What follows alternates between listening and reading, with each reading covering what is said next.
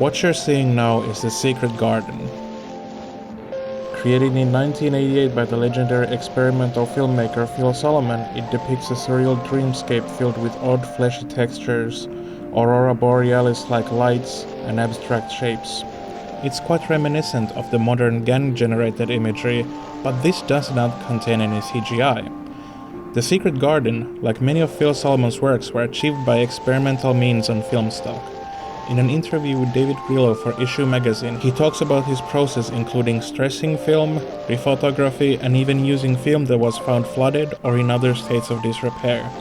The resulting image is dreamlike, complex, and as often stated, haunting. This isn't the only film created by Phil Solomon that depicts these textures. Here's Snowman, created 7 years later in 1995. From Solomon's early works, this is by far my favorite. It's an eulogy for his father who passed away in 1990. The name is a reference to the heavy snowfall they experienced on the day of his burial. Commenting on the opening bit of sound design, which combines the sound of dirt on a coffin and footsteps on snow, "It's a terrible thing to be throwing dirt upon your father."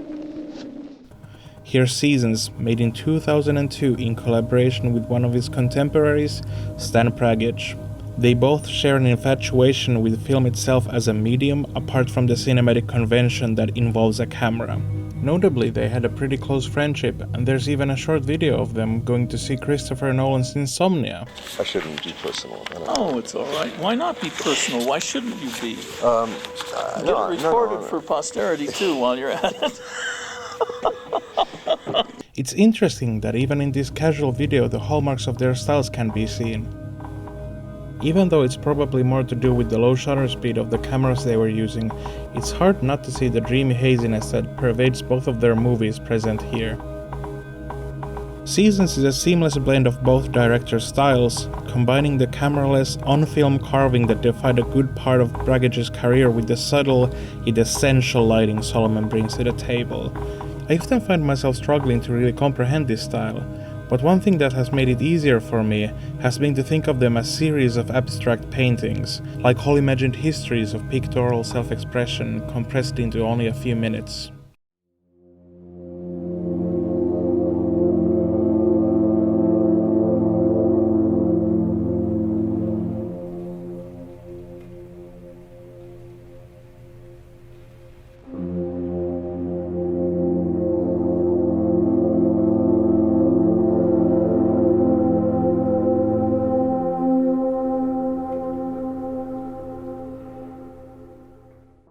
And after all this, in 2007, Phil popped open his Xbox disc tray, booted up GTA San Andreas, and made a movie in it.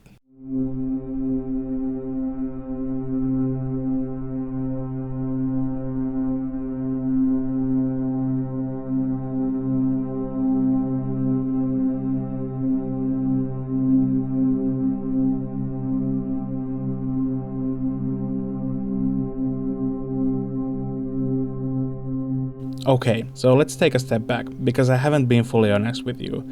The movie I'm showing you right now, Rehearsals for Retirement, isn't the first movie Phil Solomon made in a video game. It's not even his first in GTA.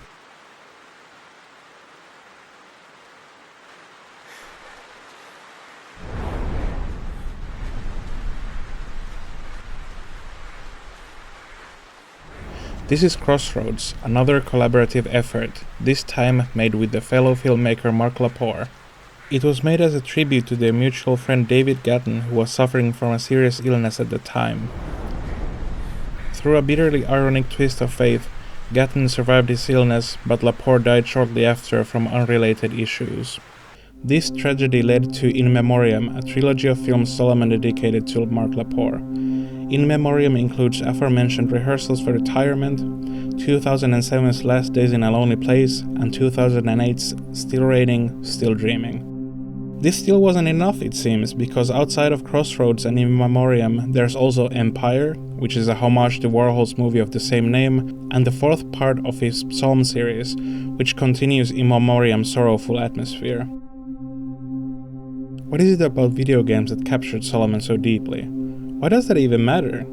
Is this just a project by an art house director who did it because he could? Well, no. Peggy Awesh's 2001 quasi-essay film She Puppet was shot inside Tomb Raider and sets out to explore the themes of embodiment, female bodies in virtual spaces, and roleplay. She Puppet goes about this by contrasting the jerky repetitive motions, especially the glitchy death animations of Lara Croft, with a voiceover reading part from Fernando Pessoa's The Book of Disquiet, Joanna Ross's Female Man, and poems by the legendary jazz luminary Sun Ra. Why did they give me a kingdom to rule over, if there is no better kingdom than this hour, in which I exist between what I was not and what I will not be? Honestly, while it is an interesting historical artifact, and quite a high concept work as well, in the current world, it's kinda hard to watch. The slow pace, the jank, and the voiceover, which feels disconnected from the rest of the movie, makes She Puppet a slightly irritating watch, and the thematic ground has also suffered in the hands of time. There's a wealth of academic writing centered around Tomb Raider that will probably give you a better understanding of the social dynamics going on with Lara Croft, the player, and the surrounding zeitgeist. However, it is a wonderful contrast to Rehearsals for Retirement. The most straightforward difference between the two is that through a modern lens they can be seen as works in different genres. She Puppet reads more like a let's play, while Rehearsals for Retirement feels like an independent work. While Rehearsals is shot within a video game, it does its best to bury the lead on that fact, cropping out HUD elements and using a more film-like language to tell its story. It's as if the fact that it's made in GTA is a byproduct, a fun fact, whereas She Puppet engages with its gaminess head-on, displaying it proudly and furthermore thematically being about that fact. While not outwardly academic in its goals, She Puppet sets out to explore the medium more in an essayistic standpoint, which leads to a more cerebral experience in comparison to Rehearsals for Retirement, which aims to tell its story in a more dramatic fashion. Of course, working on such limited mediums, you can't attribute all the differences to sheer artistic vision. There's a vast difference in gaming tech both of they were working at, and compared with the open sandbox of a GTA game, Tomb Raider is a linear stroll that doesn't leave much up for a self-expression. Even with the reality-breaking glitches Awesh explores in the narrative, it's still a rigid system that doesn't leave a ton of room to base the movie around. Debatably, the influence of She Puppet can be felt in Awesh's later works too. In 2015, she started a trilogy of movies which once again used footage from outside sources. First of the three, Lessons of War, is an installation that re-edits a Taiwanese news network's animations about the Israeli-Gaza conflict to defamiliarize the audience with the horrors of that war. 2016's The Blackest Sea continues that form to discuss the migrant crisis, and 2018's The Falling Sky tackles the ways we interface with our current modes of consumer technology. Once again, she opted to work with limited sets of tools and graphical fidelity to expose unsaid assumptions laying beneath media that's usually thought of as innocuous, inartistic, and banally functional. There's an elephant in this room, of course. What can I do for you? Finally, someone with a little respect around here. Yes, sir! I assume you're here because of this. Machinima is a well-established movement that has been around since Quake, and at one point it was such a big phenomenon that Warner Media owned the biggest company producing it. Okay, once again, let's take a step back. Machinima, a portmanteau of machine and cinema, is a video art movement where people use video games to produce movies. This, as you can see, is exactly what Solomon and Awesh are doing with their movies, so it's a neat fit all around. Some of the important pieces of Machinima canon are 1996's short film Diary of a Camper, directed by Matthew Van Sickler. Rooster Teeth produced The Strangerhood, which ran from 2004 to 2006 with a revival in 2015, and of course, the longest ongoing web series, Red vs. Blue. Machinima might be a bit nebulous to categorize because it's not as much a genre than a way of production. Normally, the point of recording gameplay is to document a session of play, to display the player's personality, America's still alive, it's him, shoot America, their gaming skills, or some other aspect of play. To me, the most important distinction between that to Machinima is the way the game is used. In Machinima, the game is in service of self-expression and a narrative that's to be engaged on a diegetic level, where a typical recording is about the act of play itself, being more about the non-diegetic player's interaction with the game. In his book Video Game Spaces, Image, Play and Structure in 3D Worlds, game media researcher Michael Nitsch compares machinima to both puppetry and Dogma 95, a cinematic movement which strived for a cinematic aestheticism to take creative power back from studios and put it into the hands of the directors. I think the truth of machinima can indeed be found in the intersection of these two, even though they might not match one-to-one. Machinima and Dogma 95 share the more a type of production than a genre marking, and both rely on already existing assets rather than things made specifically for the production. There is a big difference in the goals and sensitivities though. Where Dogma 95 is barren and depressive, machinima gets its aesthetic from the video games that are used to produce them, which are often quite bright and maximalist in contrast. I feel like I'm evading the question again. Why would you limit the vastness of a video game experience into a film? In the case of machinima, the answer is quite simple. Making movies is super expensive. While it's of course possible to make a movie with no budget, it's hard to overlook how even well-known micro-budget movies like the Duplass Brothers' The Puffy Chair, Amy Seimetz's Sun Don't Shine and Sean Baker's Tangerine, which was shot on an iPhone, cost several thousand each. This might be microscopic in comparison to the Hollywood average of $65 million, but is still easily prohibitively expensive for a starting filmmaker. In comparison, machinima is relatively cheap and accessible. The ubiquity of powerful home computers, relatively cheap cost of materials, and the availability of editing tools which are available either legally or it provides a lot of room to experiment with film language to find your own voice. Adding to that, machinima also provides other benefits. Any given video game also often provides an inbuilt audience, and the game-specific tools often come with in-depth, communally provided resources that further lower the bar of participating. Although in the case of Sheep Puppet and Rehearsals for Retirement, I'd argue that the reasons are different. Both of the creators framed these works through the idea of found footage. That might be an odd word to use. In the modern film discussion, found footage is almost always invoked in the context of the horror movie subgenre, but that's wildly inapplicable here. To me, a closer comparison can be found in cinema verite. Cinema verite and its North American counterpart direct cinema were film movements that started in the 50s and 60s. They were documentary film movements and both shared a core idea that was to take the film to the streets, uncover the story as it was unfolding through interviews, documenting the happening itself, and focusing the lens of the camera towards the non-actors at the scene. This is where cinema verite's name comes from, the cinema of truth. A few exemplary works of this style are Jean Rauch's and Edgar Morin's Chronicles of Summer. Un homme aujourd'hui, qu'est-ce que c'est un homme? C'est un paquet c'est une carte d'identité, c'est un paquet de fafres. C'est ça un homme de nos jours. Chris Marker's The Lonely Month of May, and Grey Gardens. While these movements aren't brought up in the modern film discussion that much, they both had an immense impact on the modern documentary filmmaking practices. There are also great contemporary examples of movies done in that style, like the harrowing depiction of mental health care seen in Wang Bing's Till Madness Do Us Part. There's even a great example of machinima verite. The YouTuber Surmer makes beautifully intimate videos in VR chat where he talks to people about sensitive topics with the tenderness and understanding of a close friend. Discounting his earlier videos, the most popular stuff on his channel and what keeps people coming back are the videos where people bare out their souls. Videos about army experience, PTSD, living with regrets, bullying, and myriad of other sensitive topics that are told in such a real way it's almost impossible to not get moved by them. I watched a few for research and cried to all of them, even including the interview he did for Vice. If that isn't art, I don't think that term serves anyone anymore. While it would be easy to think that Surmer is taking advantage of his interviews' anonymity, which is the favorite pastime and native art form of the internet, he is telling another story completely.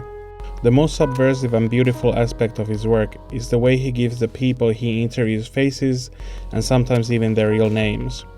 A few of his latest tweets at the time of the writing are commemorating Roger Faulkner, who passed away after appearing on his show, and Surmer with his audience are now collecting money to help his family pay for his funeral expenses. Breaking this internet taboo brings the whole breadth of the human condition right to us in two parts, making the videos that much more powerful.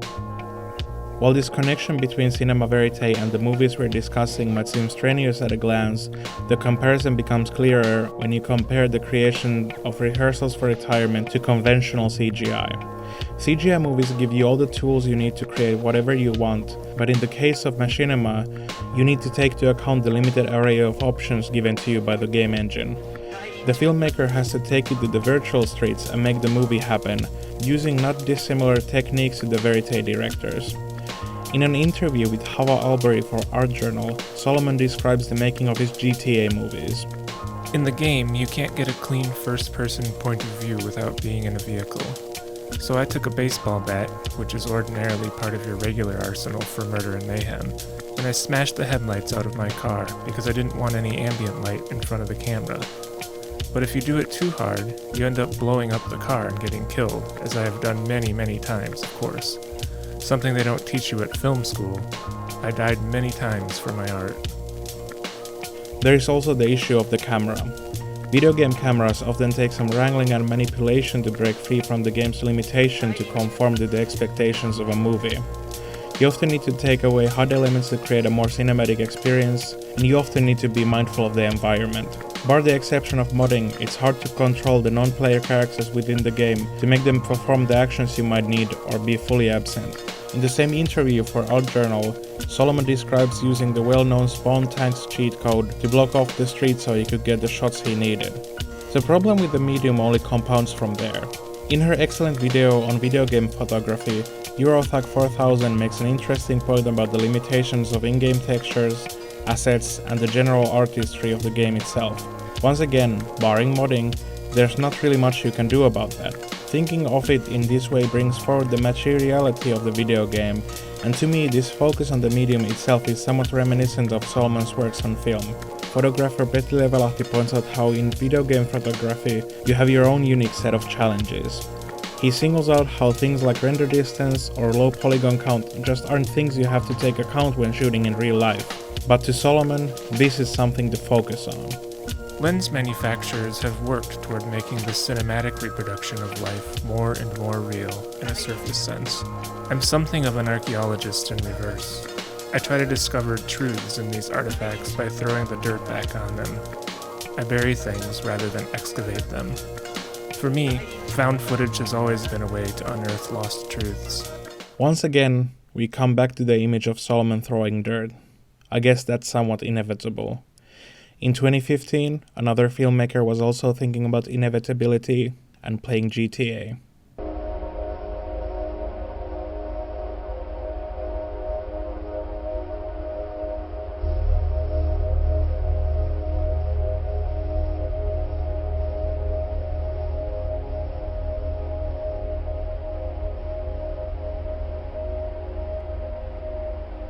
Bram Ruiter is a Dutch filmmaker and educator. He has made quite a few independent films and his newest, A Vive Light, is quite freshly out of the oven.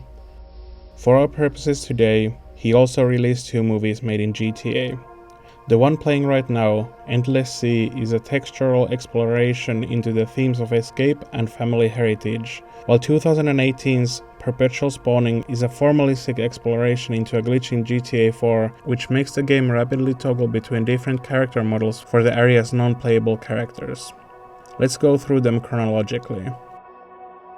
Simply put, Endless Sea is a gorgeous short film. It's a clear step forward in its visual language. These layers of abstraction display a level of agnosticism towards its source material, because through the thick fog of colors and textures, the source material is increasingly hard to recognize. You could make the point that Endless Sea is closer to Solomon's film works than his game works, although the lineage is clear. While both Rehearsals for Retirement and She Puppet both display glitches as a central part of the work, the comparison isn't fair. Endless Sea reaches into the beyond, achieving moments where the whole fabric of reality unfurls. Around the 5-minute mark of the video, there seems to be a cheeky reference to Phil Solomon's works that also underlines this difference in approach. Remember this shot from Crossroads? Here it is in Endless Sea, but rendered as a panicked, nightmarish glitch where the character moves nowhere, emphasizing the theme of being unable to escape one situation. When I was writing this video, I had the chance to interview Bram and ask him about the making of Endless Sea. Naturally, I had to get into the headspace of a creator. Both Endless Sea and Perpetual Spawning, besides some small contrast work, are entirely in-game. I wanted to break the game not to show the ineptitude of like the developers, but more kind of like explore the possibility, because like I can't break reality. Like I can't put a mod on reality and just try and change, you know, the weather or something like that. I can't do that. So I was much more interested in like, okay, so what's beyond what I can do in reality? Basically what it is a mod that you install and you can very quickly with like a shortcut flip through different weather modes. And Grand Theft Auto basically has like, I don't know, 10, 11 weather modes. But then if you keep pressing the down button, it keeps going down to like 9,999 or something. Like it's an incredible amount. So you go down and it slowly starts breaking the game because it slowly gets further away from those like, you know, initial weather states. So then suddenly you get everything is green, you know, and everything is red, and the wind is so hard that all the trees become, you know, horizontal. It started glitching out in ways that really reminded me of the work of Stan Brakhage. This contrast that started happening between these like really beautiful, colorful images and the violence of the images, like all these like broken cars and all these people dying and the blood everywhere and all that stuff. And there was something about like trying to escape. And that was the Endless Sea that's surrounding the island where the whole game San Andreas is on. So you can't really escape that. That was kind of where that initial thought came from, plus the fact that I was living with my parents again. So I was in that state as well where I was like, I'm back in my hometown where I don't know anybody anymore and I hate it here and I really want to get out of it, but I also can't escape it because I'll have to come back here in the future because my parents live here. And that was something that I was toying with around Endless Sea. Do want to add to that in the moment I'm just painting. Like I'm just making these things, I'm just recording things, I'm just trying things out. Posing the questions I asked earlier in this video, like why would you try to limit the wideness of a video game experience into a movie, and furthermore, why would you make it like this? Like I'm not an animator, I'm a filmmaker. I like taking my camera out into the world and, you know, catching something that I haven't planned before. If you want to do that in animation, you can't really do that because you have to come up with everything yourself. There's also this other part to it where I grew up with video games. We're of a generation that, you know, I had an Xbox at home on which I played a lot of Grand Theft Auto San Andreas, and I always enjoyed kind of like roaming low texture kind of planes of that game and just finding these like weird alleyways or seeing how things would change in different weather circumstances.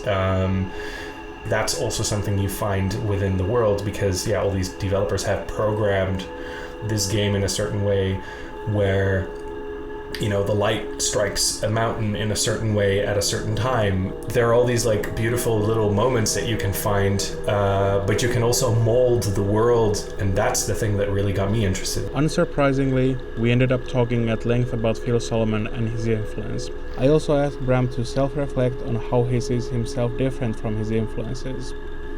I think that what differentiates my approach from that of Peggy Wish and Solomon's is that they are from the outside looking in, but I've been part of this culture. I grew up with video games. I've always played video games, so I can only be a part of that. Can't look outside in because I can't elevate myself above the culture because I am part of the culture. I don't have the luxury to look from the outside in because it's not a novel thing to me. It is part of who I am and who I've become.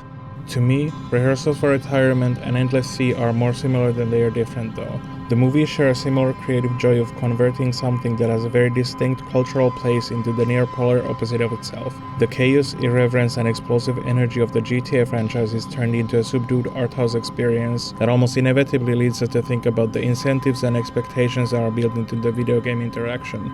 We again come to the idea of found footage because both Solomon and Ruiter found themselves engaging with the game in an unexpected way and translating that into form, which makes that experience more palpable. As for Perpetual Spawning though, I do actually see them as more different than the same. Even though the three share a lot of similarities, from the gaming franchise to the ambitions, Perpetual Spawning is almost purely formalistic. It asks of the audience to take in the polyrhythm that arises from the program's inability to function properly, and to immerse oneself into the curiosity of seeing the world through a machine's haze instead of human intention. Because of this focus on formalism, most of the discussion we had about perpetual spawning formed around this creative process. The intention for me was to make a film in this confined place where I found something interesting that I caught. So you have your avatar, and basically everything around your avatar, Nico, I think he's called, everything around Nico is loaded in. But the moment you use the free camera, the mod that you can just like dismantle your camera from your character and you move a certain way and you get out of that radius and things start unloading basically, or not loading. So you get all the textures that you never see. On like a very superficial level, I was very interested in the patterns. And I eventually called it a time lapse in real time because that's what it feels like.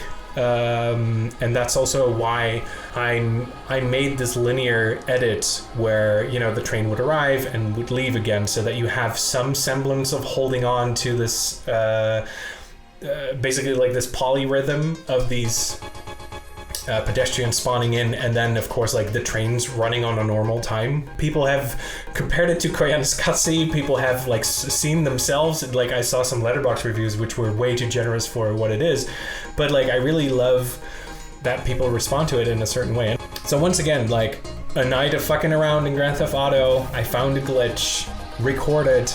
2 years later I get back to the footage, make a 6-minute version, send it to Tom sends it back to me, and suddenly it's done. But any analyst worth their salt knows that it's pretty much impossible to be fully absent of themes or meaning. Even outside the clear xeno-subjective reading, there's an interesting socio-cultural interpretation that spawns from the interplay of the game's assets and the glitch itself. Perpetual spawning can be read as a movie about the internet's current obsession, liminal spaces. Perpetual spawning approaches it from the original meaning though, as a place of transience, rather than the uncanny valley of a place Reddit seems to think it means. The way the characters flicker in and out of reality, taking each other's place and returning only for a blink, all work as a visual metaphor for said impermanence that's crucial to a metro station. Only thing not affected is the enforcement of power, as the police officers in the scenes are the only ones who retain their role. So in conclusion, why did Phil Solomon use all of his time and energy to essentially make a hired machinima? I think the most straightforward answer lies in the context itself. It's easy to imagine these eulogies as a form of reconnecting with Mark Lepore. Some of our most profound memories are often tied to places. Most of us revisit these places that were important to us at one point just to reconnect with the fading memory of that time and the people we were surrounded with at the time. But often life makes those revisits difficult or even impossible. What if your most precious memory was in someone's home? That's something that will be increasingly hard to get back into. It's easy to imagine GTA San Andreas working as such a place for Solomon. Unlike a physical space, San Andreas is easily accessible and easy to move with if need be. It's a shared arena for creativity, something that was clearly very important for the both of them. I can't ever know for sure if this is true, but it's easy to imagine. I think there's even more to this though. Solomon also ends up repurposing a visual metaphor they created together in Crossroads. The flower bouquet that's used in a romantic side mission in GTA turned into a get well soon card in Crossroads. In rehearsals for retirement, they take the form of funereal flowers, floating next to a coffin in a hearse. In Microcosm, this one item in GTA turns into the perfect encapsulation of the whole In Memoriam series. A bouquet of flowers that's a little more than a joke weapon in-game turns into a heart-wrenching metaphor for grief.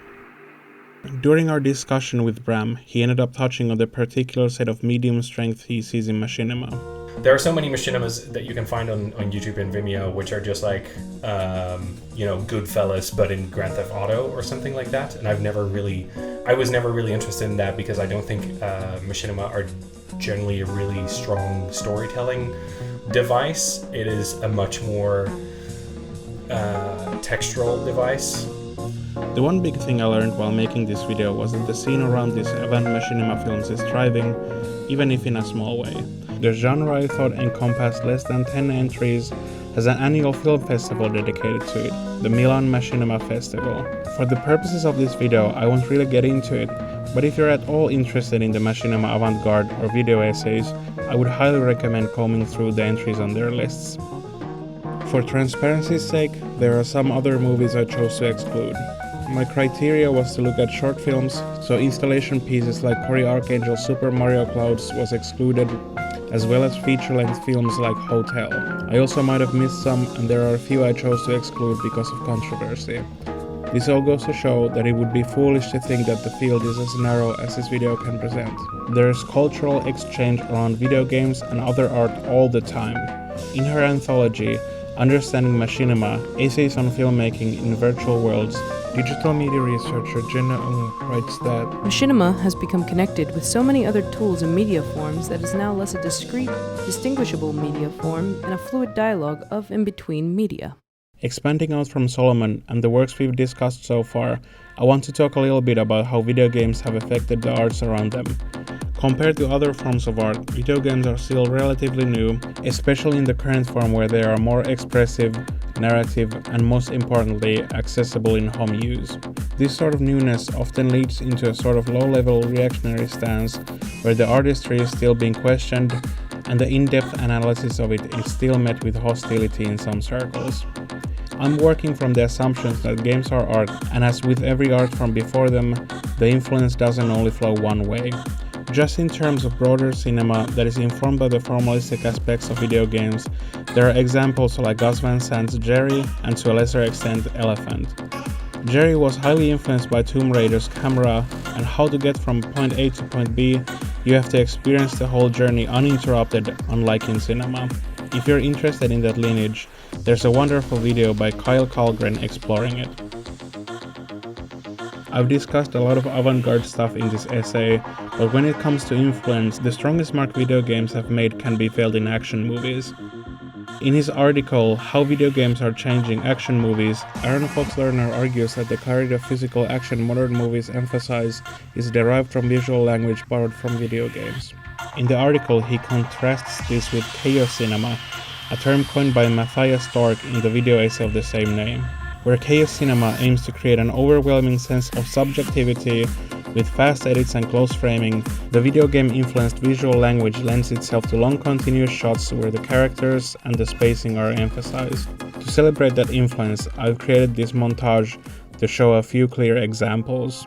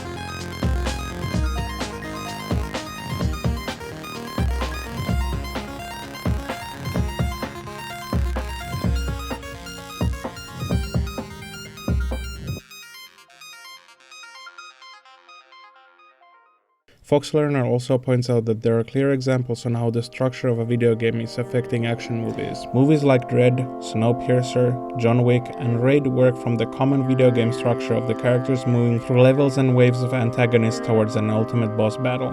While there are some holes you can poke into the article, I find it extremely agreeable. At the end of the article, he ruminates on this cultural exchange. When film critics say that movies resemble video games, it's usually a curmudgeonly complaint. It shouldn't be. Instead, with their focus on nimble achievement, spacing, and smooth, comprehensible visuals, games have brought the action movie back to its roots. Formally speaking, action movies really are coming to be more like video games. They're all the better for it. Expanding out from movies, there are also countless songs that sample video games in various ways. One of my personal favorites is the way the British producer Burial used samples from Metal Gear Solid in his masterpiece album Untrue. The main character jumps off a bridge with his arms spread out like an angel.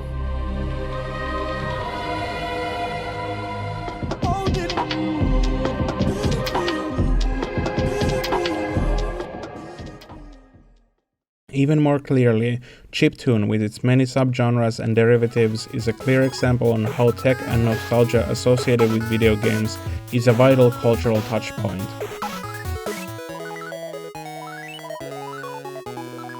To bring back a topic I touched on earlier, video game photography and maybe by extension glitch art are also something that can be tied pretty much directly into video games.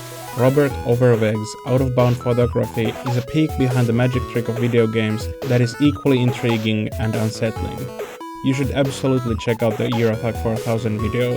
Links to pretty much everything I've talked about are in the description. Still, to me, the Machinima Avantgarde is the most under-discussed modern phenomena that deserves more eyes on it and more hands-on controllers. Next time you boot up GTA, maybe open up OBS in the background and see what comes of it. The sister of my partner, she's like 11, and my partner showed her perpetual spawning, and her mind was blown because she was like, "You're allowed to do this?" Like the same thing I had with Phil Solomon, which is for me was the biggest compliment I've ever had. There's probably going to be a whole new generation. Solomon was that for me, maybe a few of my films and some other filmmakers, because now there's a lot more. There's a Machinima Film Festival, so maybe in like 10 years there will be so much more people just embracing the idea of these like very uncanny looking films that don't really say much but are just an expression of an emotion or a time or a whatever, and that they are viable tools to express yourself. So I do think that there's a future audience for this. But yeah, I think we're still so close to, what was it, Crossroads by Solomon? We're so close to that one still, and to the Haroon Faraki stuff that we can't really, we're not out of the weeds yet.